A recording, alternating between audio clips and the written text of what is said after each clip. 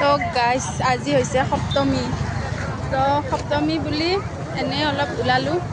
তো গাইজ আপোনালোকে প্ৰথমতে এটা কথা কওকচোন কোনে কোনে পূজাৰ বনাছ পালে আমাৰ কিন্তু বনাছ চনাছ একো পোৱা নাই অকল আজি সপ্তমী হয় আজিৰ দিনত চেলেৰিটো পালোঁ আৰু তো চেলেৰি পোৱাই অলপমান ভাল লাগিছে কিন্তু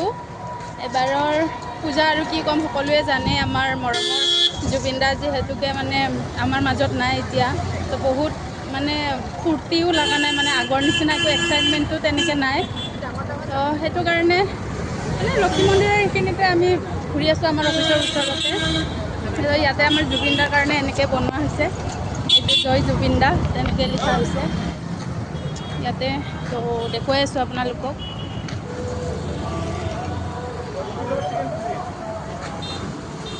गरम ताजा गरम न्यू गरम गरम गरम दिले साहब आगे माल दिलाते बोलती काजू बादाम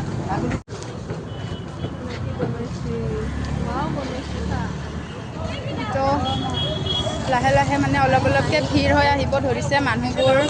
আৰু দোকান প্ৰহাৰবোৰো মানে খুলি আছে এটা এটাকৈ গোটেইবোৰ এতিয়া চাগে মানুহ হ'ব আৰু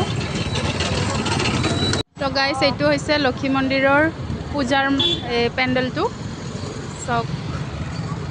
ইমান ধুনীয়াকৈ বনাইছে কিন্তু মোৰ কেমেৰাত ইমান ভালদৰে কেপচাৰ হোৱা নাই